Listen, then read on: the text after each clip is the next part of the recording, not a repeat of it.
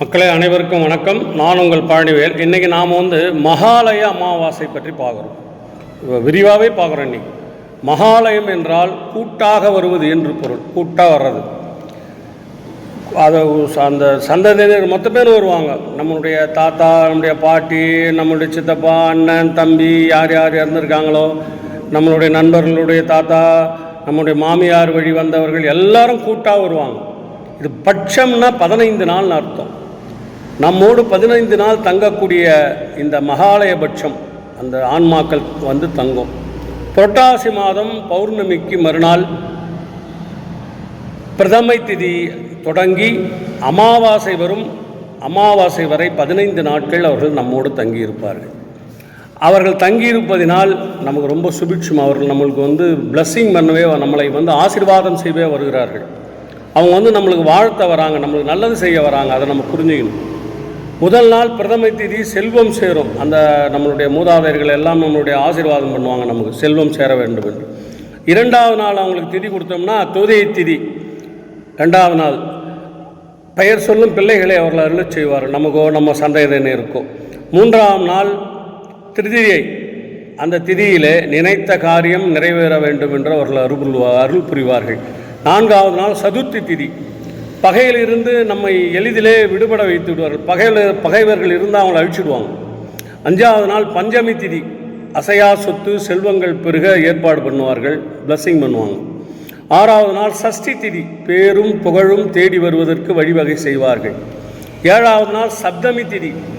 தகுதியான சிறந்த பதவிகளை வழங்குவதற்கு நமக்கு ஆசீர்வாதம் பண்ணுவாங்க. எட்டாவது நாள் அஷ்டமி திதி. அறிவு கூர்மையாக இருக்க வேண்டும் என்று அருள் புரிவார்கள். ஒன்பதாவது நாள் நவமி திதி. நல்ல வாழ்க்கை துணைவி, நல்ல குடும்பம் கிடைக்கும். பத்தாவது நாள் தசமி திதி. நீண்ட நாள் கனவு நமக்கு என்ன இருக்குதுன்னு அதை அவர்கள் தெரிந்து கொண்டு அதை உடனடியாக நிவர்த்தி செய்து நமக்கு ஏற்பாடு செய்வார்கள். 11வது நாள் ஏகாதசி திதி.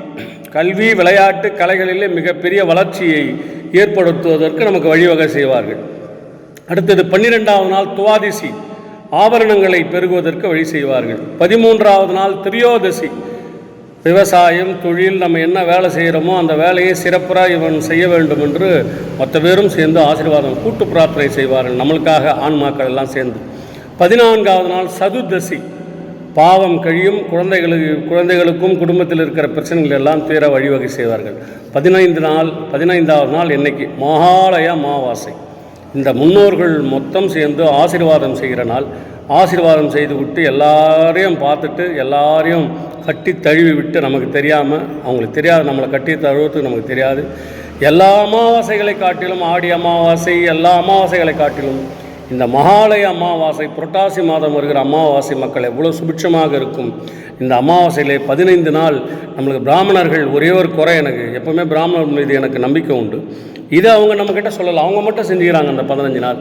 ஏன்னா இந்த 15 நாட்கள் நாம் அந்த பௌர்ணமி தினத்தன்று, புரட்டாசி மாதம் வருகிற பௌர்ணமியிலிருந்து புரட்டாசி மாதம் வருகிற அமாவாசை வரை 15 நாட்கள் நம்ம டெய்லி ஒரு கைப்பிடிகள், 2 கைப்பிடி தயிர், 3 கைப்பிடி சாதம் வச்சு நம்மளே அவர்களுக்கு அப்பா வா, தாத்தா வா, பெரிய தாத்தா வாங்க, அம்மா வாங்க, பாட்டி வாங்கன்னு கூப்பிட்டா அவர்கள் நம்ம இடத்துல ஒரு 5 ரூபா கூட இருக்காது. ஒரு கைப்பிடிகள், 2 கைப்பிடி சாதம், 3 கைப்பிடி தயிரை ஊற்றி காக்காய்க்கு வச்சோம்னா காகங்கள் சாப்பிட்டாலே போகிறோம். நம்ம யார்கிட்டையும் போய் தர்ப்பணம் பண்ண வேண்டியதில்லை. 15 நாள் நம்ம வீட்டிலே வச்சு செஞ்சோம்னா வீடு சுபிட்சமாக இருக்கும். முன்னோர்கள் நம்மளை வாழ்த்துவார்கள். மக்களே, நன்றி, வணக்கம்.